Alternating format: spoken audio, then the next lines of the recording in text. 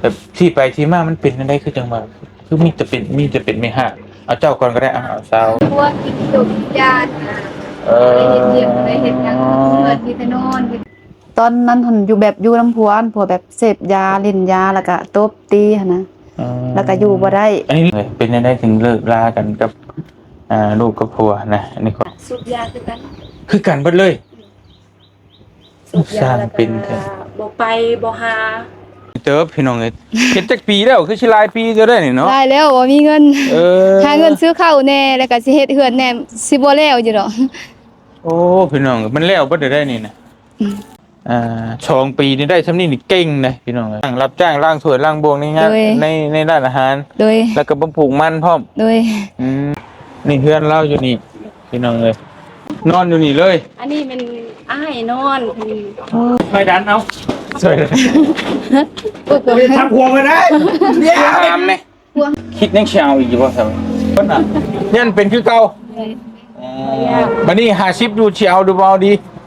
เอา50บ่เอา50เป็นแต่ก็ยังได้คือเก่าเจ้าเลยอ่ะคือกันวะย่านอยู่แต่ก็จะได้คือเก่าอันนี้เอาไว้ให้ไม่ฆ่าเด้ออันนี้คอยให้เจ้าเมื่อให้ลูกเจ้าเด้อซื้อขนมช่วยเจ้าอีกก็ได้นะเอามาไม่ค่อยชอบนะ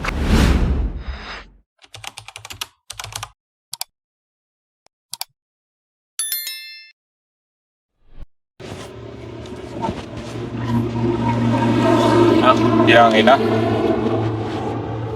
กับทักทายสบายดีพ่อแม่พี่น้องเบิดสุขุสู่คนพี่น้องเอ้ยบ่ว่าสิอยู่ในและก็ต่างประเทศเนาะพี่น้องเนาะก็ยินดีต้อนรับเข้าสู่ช่องบ่าวเตียงทองชาแนลคือเก่าพี่น้องเอ้ยมื้อนี้บ่าวเตียงก็มาอยู่บ้านแก้งไปเมืองเสโปนแขวงสวรรณเขตเนาะพี่น้องเนาะสืบเนื่องจากที่เฮาไปขึ้นบ้านน้องไซพอดีทางมีค่าคนหนึ่งพี่น้องเอ้ยเพิ่นไปขายมักชะรีแล้วก็ขายมักม่วงวันนี้เพิ่นบอกว่าโอ้ยทางเพิ่นก็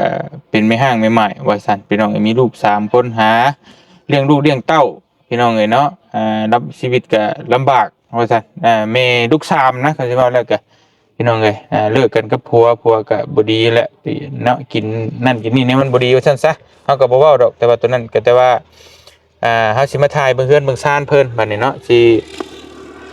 มาเบิ่งชีวิตการเป็นอยู่ของเพิ่นว่าเพิ่นอยู่กันจังไดเป็นแบบใดพ่อแม่พี่น้องเอ้ยพอดีบ่ลีสัมภาษณ์ก่อนแล้วเมื่อกี้นี่พี่น้องเอ้ยมาเจอจังหวะพอดีพี่น้องเอ้ยเนาะเพิ่นอยู่กัน3คนบัดทีนี้ไม่ห้าง3คนทั้งเอ้ยทั้งน้องทั้งมานั่งอยู่ร่วมกันนี่แหละพอดีถามเมื่อกี้นี่บ่เตียงว่าอ้าวคือจางว่าแท้บ้านนี่คือเป็นอะไรคือจะว่ามีแต่ไม่ห้างไม่ใหม่เนาะพี่น้องเนาะก็เดี๋ยวสิไปเบิ่งเฮือนซานลานแป้นเมื่อก่อนมันเป็นห้านค้าพี่น้องเนาะเป็นห้านค้าน้อยๆได้ขายของน้ำบ้านนี่แหละแต่บ่ฮู้ว่า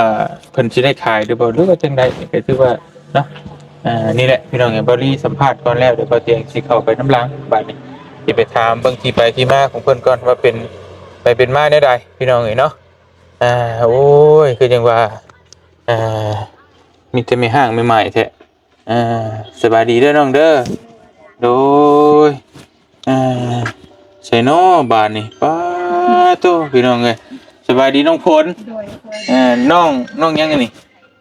นายฮะนายน้องนายเอิ้นสาวอ่อนก็ได้สาวอ่อนโดยเบาเสียงก็ดูล่ะเนาะล่ะเอ้ยเบาเสียงก็เมื่อกี้นี่เบาลี่พี่น้องเอ้ยสัมภาษณ์วันนี้ยังเดี๋ยวเบาเตียงที่ถามไทยทั้งน้องๆเพิ่นก่อนเนาะจักเด็กจักน้อยพี่น้องเอ้ยพี่น้องเอ้ยเมื่อกี้นี่เบาลี่ถามไทยไปแล้วพอดีเจอทั้งน้องเพิ่นไปขายมักซะลีเนาะโดยนั่นแหละเบาเตียงซื้อมักซะลีกับมักม่วงซอยเพิ่น100,000เพิ่นมาเฮือนเพิ่นก็โอ้ยเรียนมุงพาไม่เหี้ยว่าซั่นแม่นอีหลีเนาะพี่น้องเอ้ยพาแม่กระตาดอันนี้เป็นห้านค้าบ่น้องหรือว่าเป็นเฮือนอยู่เลยเฮือนอยู่เลยทั้งเฮือนทั้งห้านค้าอยู่นี่เลยแม่นบ่อยู่นำกันกับลูก3คนนี่แหละใส่ๆเนี่ยลูกนี่สบายดีลูกนะสบายดีดูนมมือดูล่ะสบายดีชื่อช้างกับเพิ่นนั่นซิ่งโอ้ยจ้างว่าแท้เจ้าชื่อหยังลูก หล่าน้อยใช่ผู้หนึงคือได ไปลิ้นแล้วกูไปขายมะม่วงนำมันนะ ผู้ขายม่วงน่ะไปเล่นแล้ว แม่ เอาหนีบไหมเนี่ยเสียงมันจะคอยโทษพี่น้องเอ้ยมันบ่อยากได้ยินบ่เตียงเห็นแต่น้องฝนเพิ่นนี้เนาะไปขายมะม่วงกับขายมักซิรีบัดตามมาเบิ่งเฮือนเพิ่นว่าเจอ3คนบาดนี่พี่น้องเอ้ยคือว่าเป็นแม่ห้างเบิดเลยบาดนี่โอ้ยคือว่าเป็นจังไดคือว่าเป็นแม่ห้างใหม่ๆกันเบิดแท้พี่น้องเอ้ยน้องฝนนี่อายุจักปี28 28เป็นน้องบ่เตียง3 ปีบ่เตียง31เจ้าเด้ชื่อหยัง 30ออน ชื่อออนเนาะสาวออนอายุ30 ปี โดย เจ้าน่ะเป็นเอื้อยเป็นน้องกันบ่ เล่น ไผเป็นเอื้อยเป็นน้อง เข้าได้ถึง28เนาะ ยันว่าน้องเล่นกาย พี่น้องเอ้ย30เป็นน้องบ่เตียงปีหนึงเนาะเป็นเพื่อนกันได้แท้เฮาเจ้าจะชื่อหยัง ไปซื้อวัน ชื่อวันแต่อายุจักปีเจ้า26 ปีก็เป็นน้องหลาหมู่เลยพุ่นนี่เนาะตาบ่พานคือหมู่ หน้าตาบ่ผ่านคือว่าจังซั่นแหละ คือคู่มือเด้ อย่าดูถูกเจ้าของแม่เนาะตาแก่กว่าหมู่เลยเนาะ บ่ฉันนึกว่าแก่ได้หยังเนาะพี่น้องเอ้ยอายุยังน้อยแต่ว่าหน้าตาแก่แล้ว เจ้าก็เป็นแม่ห้างห่วยพี่น้องเอ้ยลูกจักคนเจ้าน่ะคนหนึงเจ้าได้ซั่นน่ะ2 คนอย่าว่าซั่นว่าซี่เด้อ โดย ขอถามแน่แบบที่ไปที่มามันเป็นจังได๋คือจังว่าคือมีแต่เป็นแม่ห้างเอาเจ้าก่อนก็ได้เอาสาวอ่อน แบบกลัวแต่พอได้ญาติเด้อเว้าแบบเว้าตุ้มๆเลย เว้าจำที่เว้าได้เด้อว่าบ่ได้ก็บ่ต้องเว้า แบบกลัวกินขนมยาได้เฮ็ดเวียกได้เฮ็ดหยังเงินกินแต่นอนเลยค่ะหาหยังอยากกินหยังอยากได้หยังก็หาเอง แต่คิดในใจโอ้อยู่คนเดียวจะเฮ็ดหยังก็เฮ็ดเอง ผัวเฮ็ดแนวบุรีเป็นนั่นนี่เนาะ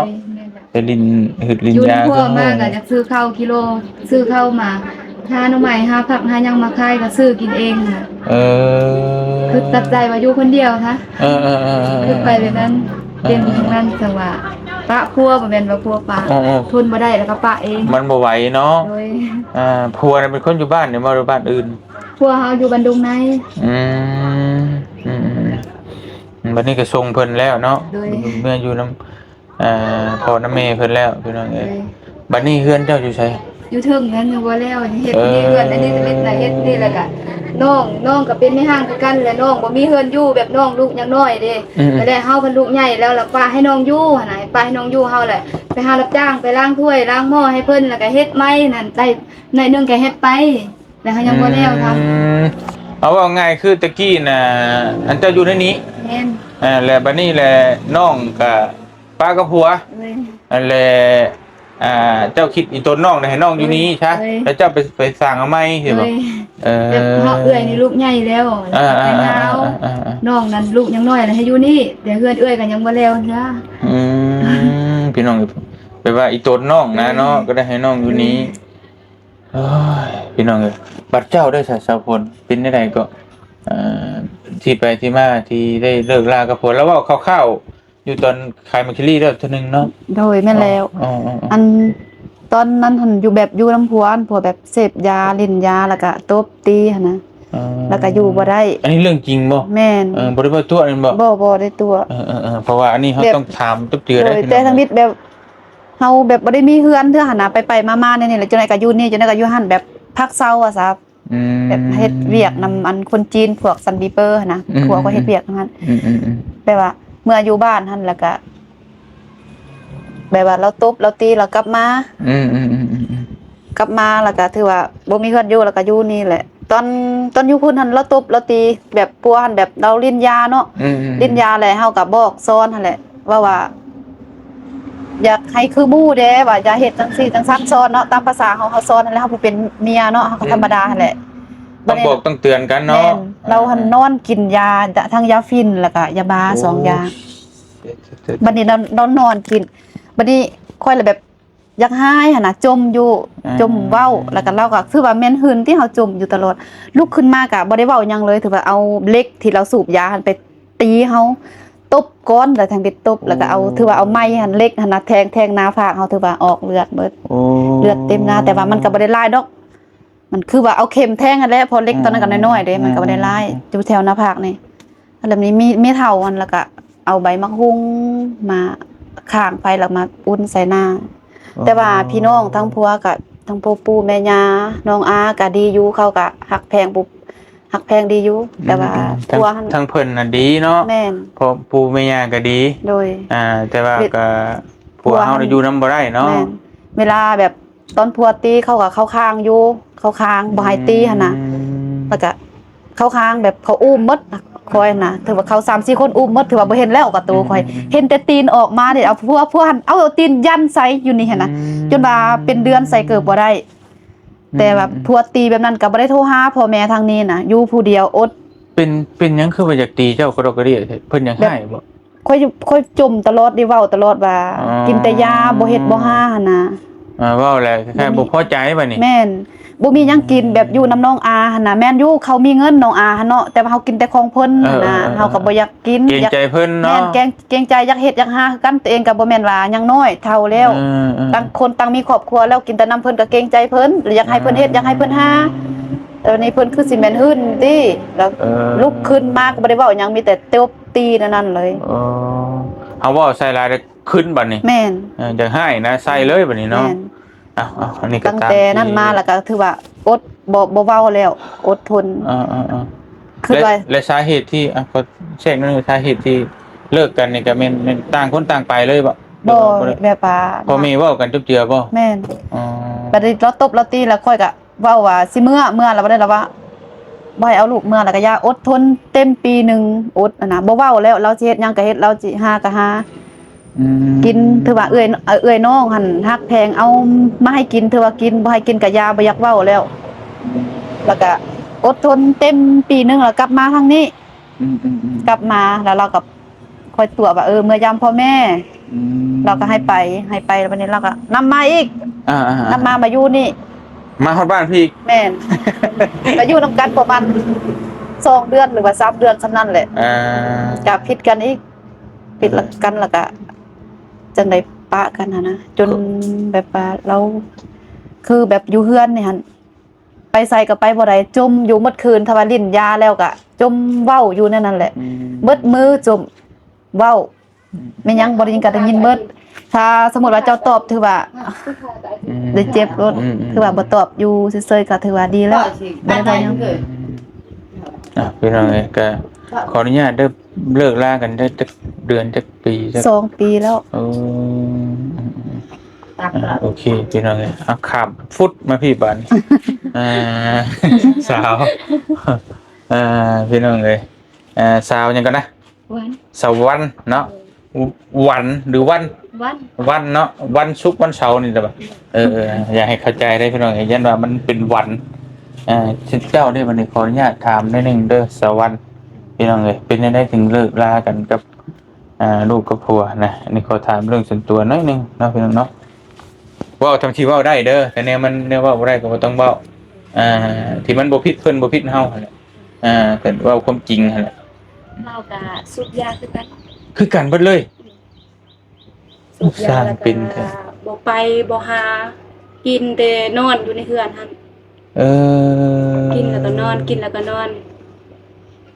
เฮาตอนนั้นลูกน้อยเนาะลูกเฮาหากเกิดเดือน2 เดือนเฮาไปหาบ่ได้อยู่บ้านแม่ย่าก็ยังพ่อปู่ก็ยังอยู่เฮือนนั่นแหละแต่ว่าเราแหละเป็นคนแบบพยุงพยองเฮาอยู่เฮือนเนาะพยุงพยองเฮาอยู่เฮือนแบบอยากให้เฮาอยู่ในขออนุญาตหนีบไมค์ก่อนเสียงมันคอยบีบเขาบีบนั่นแหละหนีบใส่คอเถอะเสียงมันอย่างเบาๆเอ้าบ่ได้บีบเขาแล้วได้อยู่โอเคได้แหละเสียงมันคอยนั่นล่ะก็เรา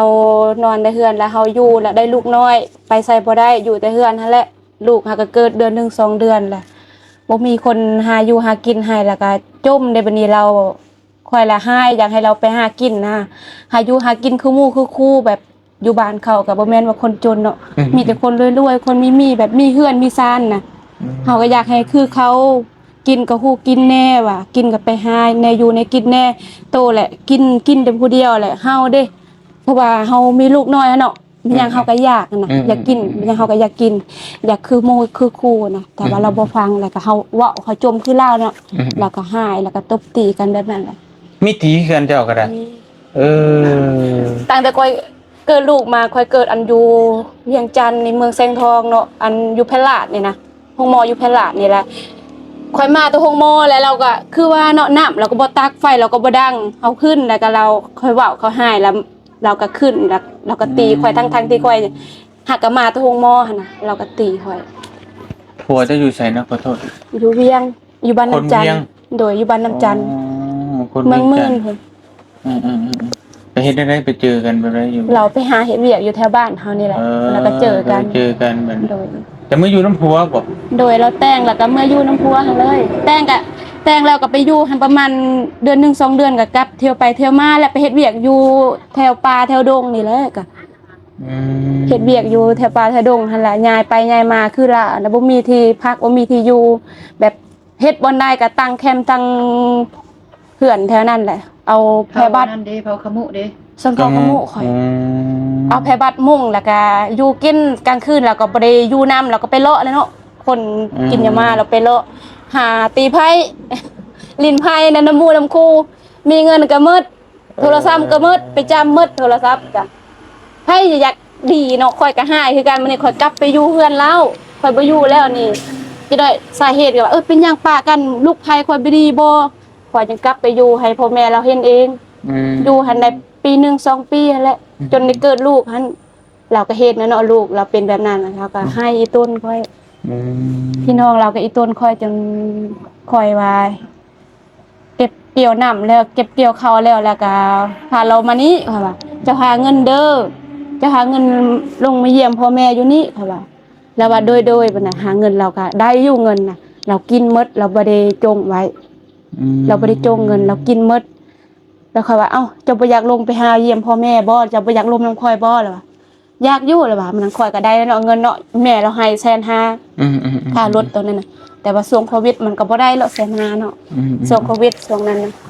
ข่อยลงมานี่ส่วนเราลงมาเราบ่ลงในบัดนั้นน่ะเราบ่ยอมลงนำค่อยเฮ็ดจังได๋เราก็บ่ยอมลง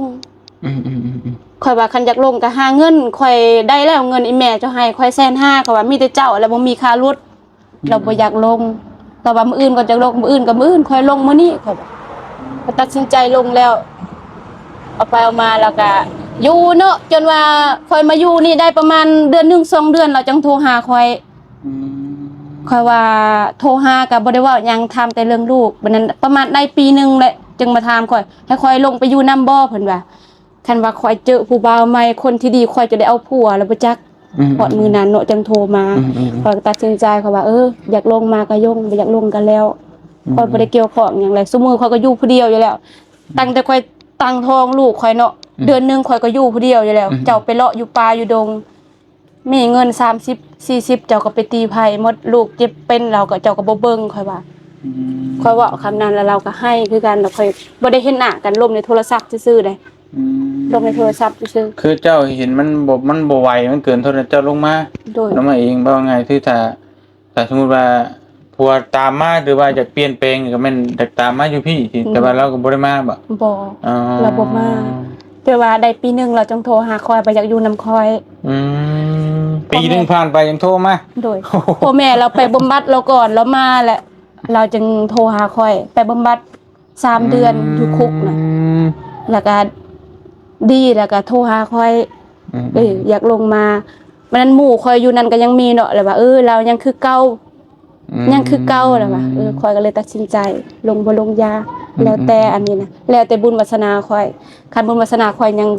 ยังทุกข์ยังอยากทุกข์กะให้เราลงมาแล้วเราก็บ่ลงมาเด้พ่อแม่เราก็บ่กล้าลงมาค่ะว่าคันอยากเอาคืนก็ไปเว้าความไม่ค่ะว่าเพราะว่าคอยอยู่นำพ่อนำแม่คอยได้ปีนึงแล้วค่ะว่าเจ้าต้องมีอันผู้ใหญ่ทางเจ้าลงมาไหมล่ะเขาบ่กล้าลงมา เสียงลงมานี่มาอยู่มัน เขาบ่กล้าลงมาจนซุมื้อนี้ได้3 ปี4 ปีนี่แหละ3 ปีแล้ว4 ปีแล้วไปจักตั้งแต่นั้น พี่น้องนี่เนาะ จนซุมื้อนี้ข่อยก็อยู่นำพ่อนำแม่ข่อยมีลูกผู้หนึงเลี้ยงอยู่นำพ่อนำแม่เพื่อนก็คือกันกับอันนี้แหละ แม่นบ่ โดย โอ้เอาจังซี่ซะพี่น้องในบัดนี้เพราะว่าเฮาได้ถ่าย3คนเฮ เอาได้ถ่าย3คนเลยก็อ่าอันนี้เป็นเพื่อนน้องฝนเนาะพี่น้องก็คือสิอยากเห็นว่าอ้าวเพื่อนน้องออนเป็นแบบใดเพื่อนน้องวันเป็นแบบใดพาไปเบิ่งได้บ่จักหน่อย ไปเบิ่งจักหน่อยเพื่อนแต่ละคนจักเล็กจักน้อยก็ได้ เพราะว่าอันนี้เป็นเพื่อนน้องฝนนี่ฮู้แล้วเป็นห้านค้ากึ่งห้านค้านั่นนึงเพื่อนไผก็ได้ไปพาข่อยไปเบิ่งนี่ไปนํกันก็ได้ไปจักหน่อยพี่น้องเอ้ยเนาะ ร้านในเวลาเดี๋ยวไปชิมป้าตะกี้จริง สาวผลมีหันค่าน้อยหนึงพี่น้องเลยเนาะ ไปเปิดเนื่อยค่ะไปนำกันก็ได้ เดี๋ยวประมาณนี้พี่น้องเลยเนาะนี่เพื่อนเราไปเดี๋ยวไปเบิ่งก่อนพี่น้องเลยเพราะว่าอันนี้มันเป็นเพื่อนน้องฝนแล้วจะเป็นเพื่อนน้องอ่อนเพื่อนน้องวันมาเทียบเบิ่งว่าเป็นในห้างบัดชามผู้นั้นลูก3ผู้นี้ลูก2ผู้นี้ลูก1โพดโพ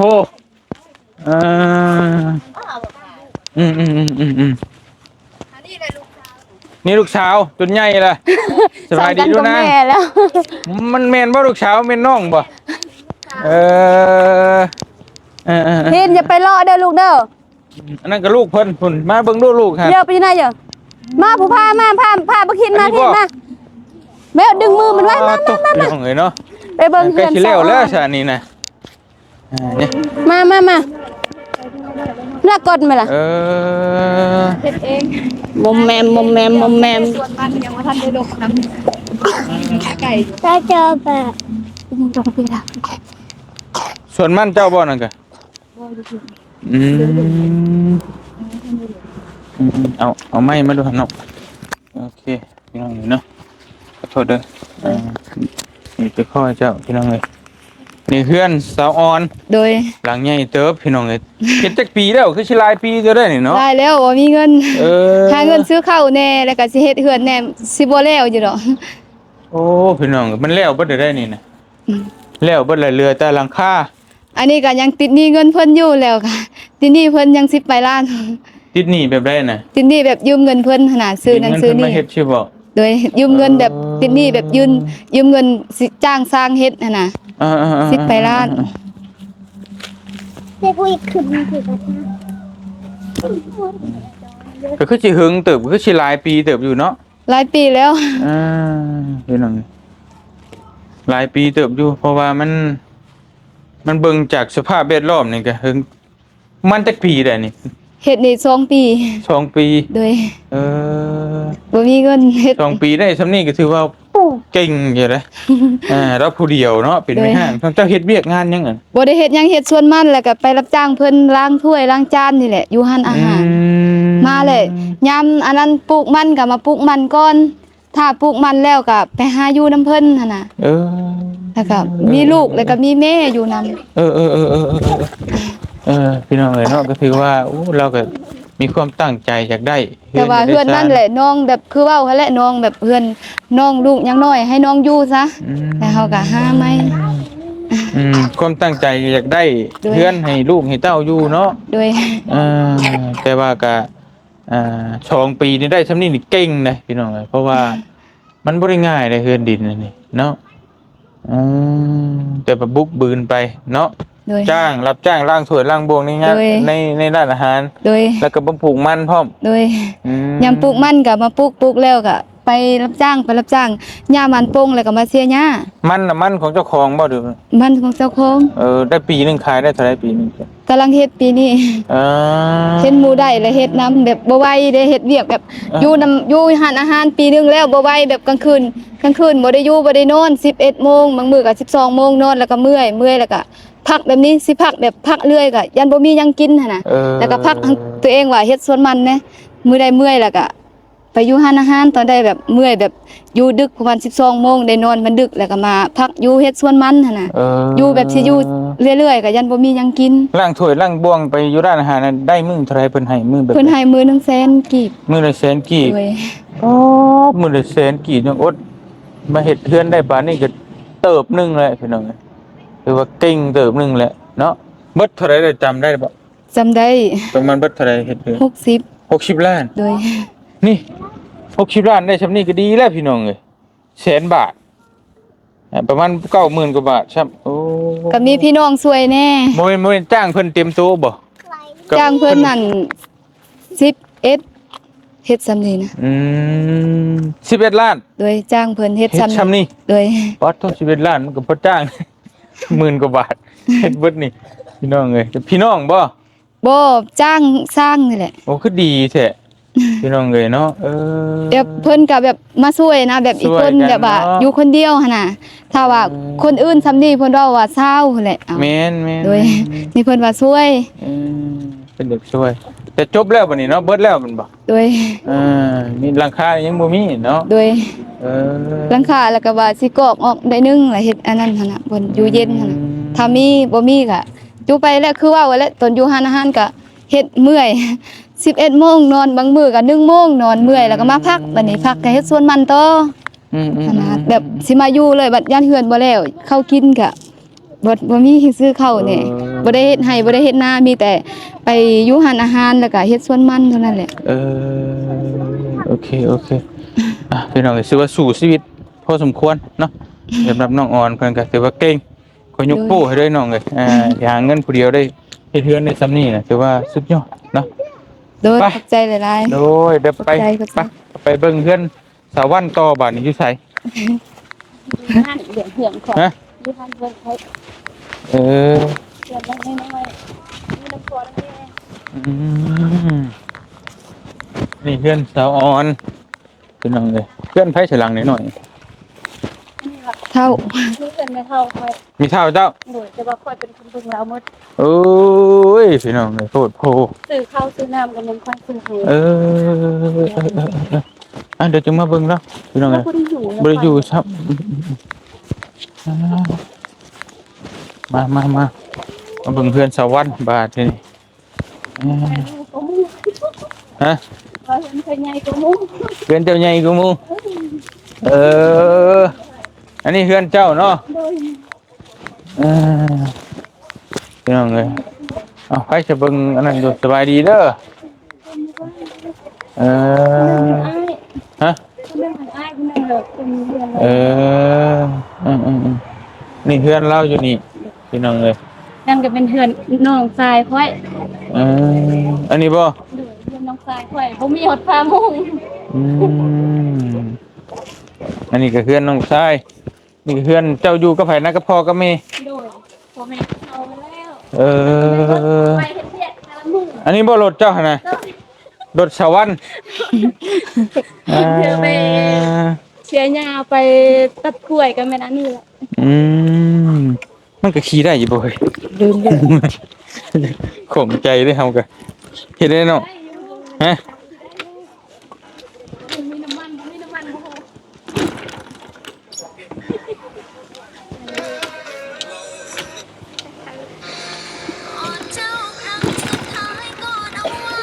ติดติดเลยบ่โอ้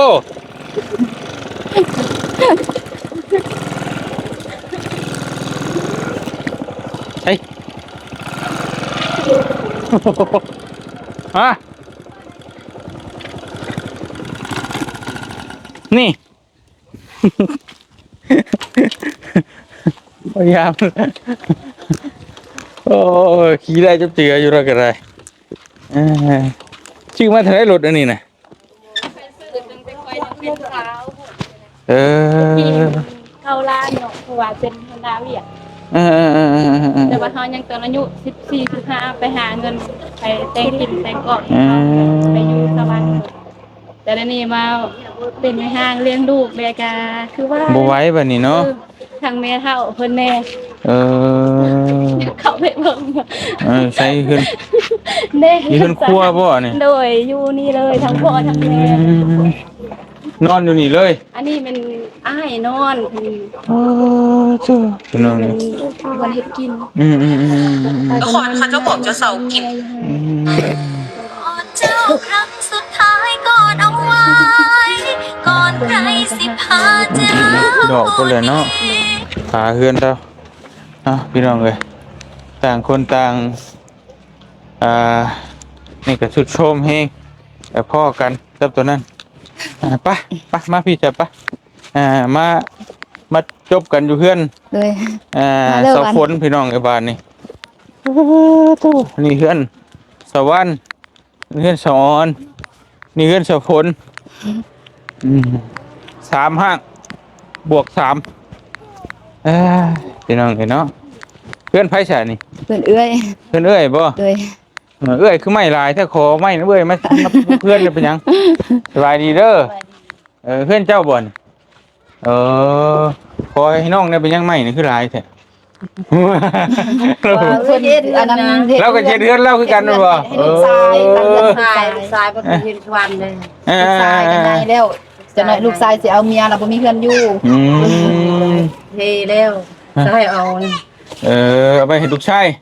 โอ้ยผู้ใดเป็นลูกชายเจ้าคือสิโชคดีเนาะมีเตรียมไม่เฮ็ดเทือนครับดีดีพี่น้องเอ้ยเนาะก็ถือว่าเพื่อนเอ้ยแล้วก็พออยู่พอเช้าอยู่ไปลงมากระตูบน้อยค่อยนั่งเข้าพี่บาทนี่พี่น้องเลยเป็นห้านค้าขายแบบได้น้องนี่นะขายแบบให้คนผ่านไปผ่านมาหรือคนในบ้านนี่บ่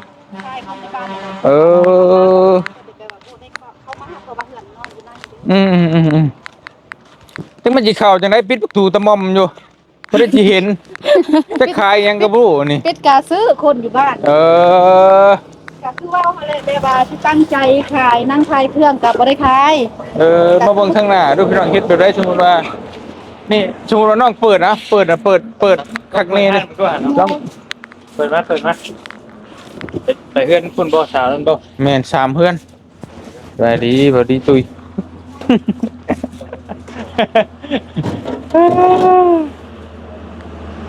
ก็เลยเจ้า เอาเชือกก่อน ไม่มีชื่อแล้วได้บ่มีชื่อได้บ่ล่ะเงินดุก ว่าเป็น100มื้อน่ะ เฮ็ดเป็น100นั่นน่ะมาวันอยู่ในนมมะกลางกระดาบัน ดึงเท่าไหร่เฮ้ย นมมะกลางกระดาลั่น เฮ้ยช่วยดันเอาช่วย ทำพวงเลยนะเนี่ยไปเกณฑ์เดียวอยู่มันเป็นป้ากันเชื่อ เจ้าลูกเด้ โอ้ย เอาลงเลยนะ ปล่อยเป็นให้คือแกนเดียวอ อัน ยู่ นี้มันตั้งเด้ โอ้มัน เบิ่งอันนี้ มาทำพวงได้หน่อยบ่ ถ้าขอได้รุดมันสิเชฟบ่ใช่หิวหนูบ่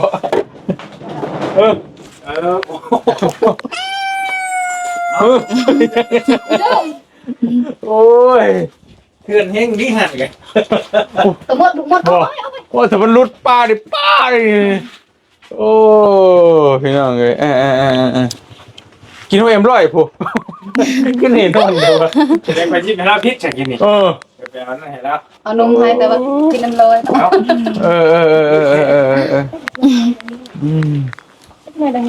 ป้าตั ตัว วนุ่นช่วยแล้วป่ะ เฮ้ยที่ชื่อซอยอยู่ เนี่ยวันนี้ ว่าเอาบุญ เอานมให้กินน้ำเลย ตรงนี้ตรง5,000เอามาดูหันน่ะ บดบ่ โอ้ยกับเบิ่งเงินเบิ่งคำกันกว่า แกะเด้อ ว่าแล้วเบิดเลย เป็นหมวยเด้อ ไม่ เนี่ย ลอง นะ ทายบ่น่ะจ้า โอ้เฮ็ดไปกินเดี๋ยวกิน สิให้พวกง่ายกิน แต่นี่อายนะ ฮะนี่น้องเจ้าเด้อนี่เด้อ แม่บ่แม่นน้องนั้นอยู่รุ่นเดียว เชี่ยวเป็นเชี่ยวกันนะ ทำกันเด้ไป คนน่ะชักจะอ้ายเลยเนาะ ก็ยังอ้ายข่อยอ้ายเบิดเลยนี่น่ะแล้ว30นี่เดือนวัน26นี่สเปดซั่นก็จะเบิ่งดูหาชบนึงมันเป็นเท่าไหร่เป็นเงินเท่าไหร่ 50เอามาซอยจัก2-3ศพผมว่า ตรงบ่ 2แต่นึงจะอยากป่ะจะอยากเอาอยากกินอ่ะได้ก็ไปฮักน้ำเมย์เจ้าเอาหนึ่งโบโลบเนาะเจ้าเนาะที่ดีแท้ว่าโบโลบโบลายกินเอ้ยน้องมา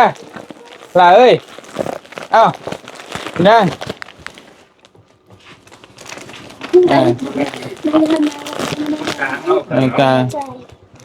อันนี้ลูกเจ้าเนาะ ไข่แบบนี้ เป็นไข่อีกเลยมียาอยู่เลยกินบ่ยากินบ่ยาทึก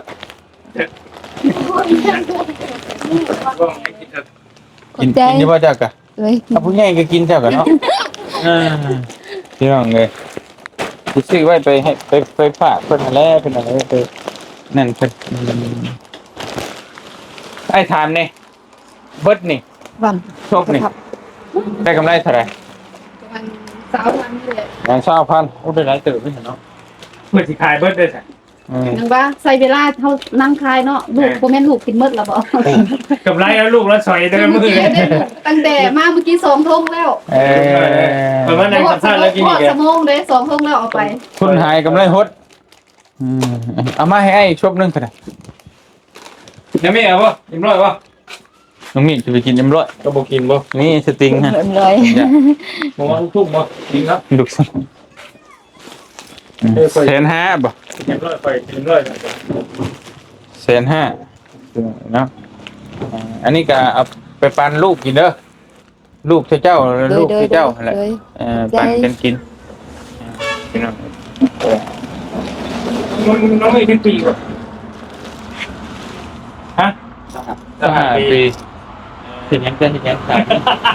โอ้อันนี้ลืมเลยมัน ถามมันมีเลขเท่าไหร่แท้รอป่ะ แกรอหมดทุกคนให้ ชาวรุ่นเล็กป่ะ เออลิผู้บ่าวได้หาจับกล้องอยู่ผู้บ่าวปักชีเออ เท้าเท้ากับเบาไว้ยอก เดี๋ยวท่านได้เท้าตั้งแต่ปีชาเป็ดน้องไอ้ชาฮุกนั่นซูซีเบาหยอกเด้อ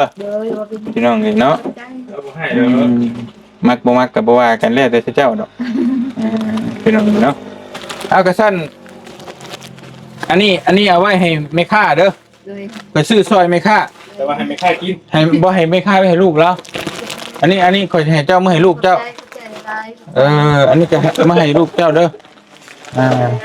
ตีขนมเจปันเด็กน้อยไป สำคัญนั่นนี่ลูกอยากกินนะฮะลูกแว่ลูกให้กินมาชื่อนี้ได้เนี่ย ลูกต้อง2ทุ่มแล้วมาฮอดบ่ได้ฮอดชั่วโมงจะเอาไป2ทุ่ม ลูกนี่สำคัญเนาะ แม่ ถ้าแม่อยากก็อดได้อยู่แต่ลูกอยากนี่ให้ได้เลยพี่น้อง ประจำเลยไปติดอยู่หาลาวนะ ไปติด ติดนี้ ติดหนีว่าให้มันจบได้ไปติด ไปติดนี้ลูกติดนี้เพราะเป็นหมู่คู่กันนี่แล้วก็ให้ติด บ่ค่อยตกใจได้กี่น่ะแต่กี้น่ะเรียกว่าเล่าเนี่ยผู้เดียวเป็นในห้างผู้เดียวว้าวจังหวัดอันนี้ก็ไม่ห้างคือกันเพราะว่าเฮิงเติบมันนี่ก็ไม่ห้างคือกันแบบเดียวกันเบิดได้บ่ดีแบบเดียวกันเบิดที่สาเหตุเพิ่นปะหัวแบบเดียวกันเบิดเลยนะ จะดีแบบยา เพิ่นแล้วเนาะยาเพิ่น ถามไหมเลยบอกเพราะว่าประเทศที่ใส่ดีได้ นี่แต่ว่าถ้าคือว่าบ่เสยสุดใจโลกเรา แน่สาวเป็นงาน คือว่าและสาวเฒ่ากับบ่าววัยรุ่นบ่มีไผมา สาวเห่ากับบ้าไว้ที่ สาวเฒ่ากับบ่าววัยรุ่นบ่มีไผเอาดอก ปีอายุลงมาหาบ่ได้แล้ว แม่ถ้าปีนไปได้ก็อยากปีนอยู่แต่ เว้อแล้ว เขาได้ให้อยู่น้อยสิปีนไปหาผู้บ่าวถ้าปีนไปได้แล้วสิปีนให้มันอยู่น้อยลูกเสยก่อน อ้าวเนาะพี่น้องเนาะน้องเมฆโดนลุ่มบาน โดนลุ่มละ 3 ลุ่ม เชียวโชคอยู่ข้างจะก่อนโอ้โห สัน โชคมีชัย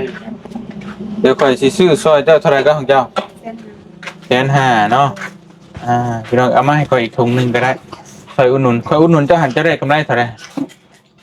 ฮะ อันนี้นะ เด้อ 3ทุ่ม อันนี้ชื่อได้ป่ะ 80พุ่นน่ะเนาะได้80,000โอ้ บ่อันเงินนี่ชื่อได้ป่ะ เงินดงมาชื่อดู บ่ถามไปดิ ได้อยู่ เอา พัน 8,000 ได้8,000 เพิ่นเป็นเลขต่างหาก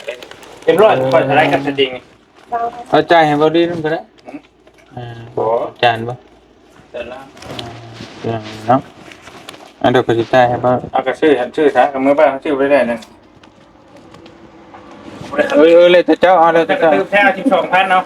เสร็จสมัคร เอานี่มันนี่มัน1,000เด้ ไอ้กระ 12,000 ตื้มใส่8,000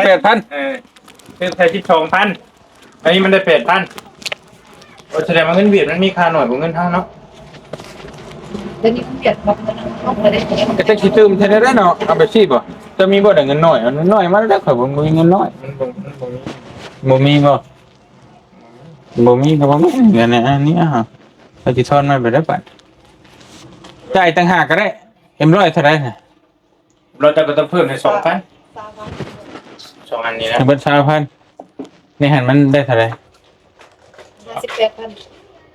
อันนี้ 58อันนี้มันชาวพันแม่นบ่ แม่น 58ลบ20จะก็ต้องซ่อนข่อยมา ทอนก็ได้อันคิดเอ็มร้อยนี่เด้เรากินเมื่อกี้นี่เด้ฮะ เอาให้เนาะ ใครเอาให้ เราเปลี่ยนเอาเนาะ เอาเปลี่ยนนม เราจะปีนอนุ ราคาซ้ำกันบ่โอเคโอเค เขาก็กินโลแล้วเขาเปลี่ยนเอา ตอน38เอาเพิ่มบ่ ทีนี้เอาเป๊ปซี่บ่เป๊ปซี่บ่มาสิเลี้ยงเป๊ปซี่มา ว่าให้แล้วเราบ่อยากเราก็เปลี่ยนเอา อืมฮะเอานมบ่อันลมเอาฮะจะสิเปลี่ยนบ่โอเคใช่น่ะเอายังจะสติงบ่ ยังก็ได้ ยังก็ได้มันบ่มีที่ยังก็ได้นี่ ยังก็ได้ถ้าคนบ่อยากบ่กินก็เปลี่ยนเอาเอง ว่าบ่ใช่นะเบิ่งชมๆนั่น โอ้ตายแล้วข่อยก็บ่มีคนจับกล้องให้เด้อเฮ้ยเนาะ เป็นญาติตะกล้องเราไปบ่ให้ พออยู่บ่ พออยู่ ว่าจุ๊บจื้อ พอแล้วยังเหลือ 8,000 เด้อยาดอกบ่เป็นหยังไว้ให้เป็นกินขนมก็ได้พี่น้องเนาะป้าสามีแต่ว่าบ่เตียงก็มีหยังอีกแน่ซื้อขนมไว้ฝากซื้อขนมช่วยเจ้าอีกก็ได้นะเอามาไม่ค่อยชบนะเบิดเลยนะเอาไปมาเบิดเลยก็ได้ ก็คือได้น้องมีว่าได้เอาลูกที่บ่ได้ เออ แต่ก็ถ้าได้ใครที่ เบิดเลยพี่น้อง เก็บไม่ก็จะถูกโอ้ยสิจอย อันนั้นน้องอันเป็นน้องเนาะเสี่ยวกิน เสียวได้เสียวแล้วบัดนี้ เชียวกับเชียว ก็เสี่ยวน้องก็แม่น้องอันนี้ก็ได้เสี่ยวน้องอ่ะเดี๋ยวให้กินอยู่แล้วบ่คอกับว่าสิให้แบบว่าเฮ็ด บ่เฮาว่า ให้แบบนี้บ่ได้ มือใน ต้องแกงกินข่อยบ่มีหม้อแกงแต่แกงได้ข่อยกินแล้วได้อยู่ มากินน้ำถ้าแกง ถ้าเจ้าแกงเนาะเขามากินน้ำข่อยมันบ่มีหยังหั่นน่ะมันจะไปเรื่อยๆเด้อบ่มีหม้อแกงแต่มันบ่มีหยัง อันนั้นสิเอาให้ เ เฮ็ดไปกินนะว่า เดี๋ยวมื้อหน้าสิมากินน้ำซั่นน่ะเนาะพี่น้องเอ้ก็สู้ๆเด้อทั้งสาวคนเนาะพี่น้องเนาะก็เพิ่นก็มาน่ะโอ้พี่น้องเอ้ไปเป็นแม่ค้าตลอดอยู่ เราลูกมันเด้หาเงินเลี้ยงลูก ดูคนมันอันนี้ก็สะออนนี่ก็สู้ชีวิตขนาด อยู่น้ำพัวหันแบบบ่ได้หากินเองให้พวกหามาให้แต่ว่ามันทุกข์ใจเดี๋ยวนี้มันหากินเองแต่ว่าสบายใจทุกข์กายสบายใจตอนอยู่น้ำพัวแบบบ่ได้เฮ็ดบ่ได้หา บอดี้ท่านได้เห็นในเฮือนสะออนเนาะ ยังสิไปเบิ่งอยู่จังหน่อย เพราะว่าเฮือนเรากับแต่ว่า